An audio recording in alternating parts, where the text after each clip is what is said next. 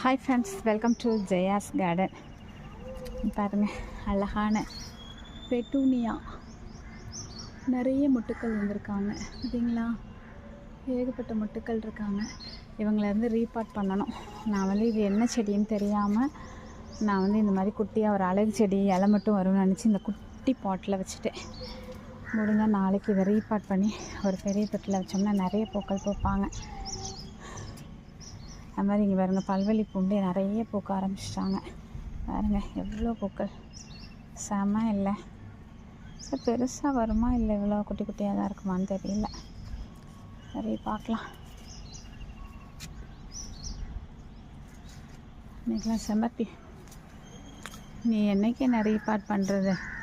நான் சத்தை எடுத்துக்கிட்டு நானே நல்லா வர ஆரம்பிச்சிடுறேன் அப்படின்னு சொல்லிட்டு ஏகப்பட்ட பூக்கள் வர ஆரம்பிச்சிட்டாங்க.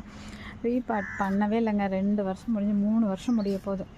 ரீபாட்டே பண்ணலை. பண்ணணும்னு நினைக்கிறேன், நேரமே இல்லை.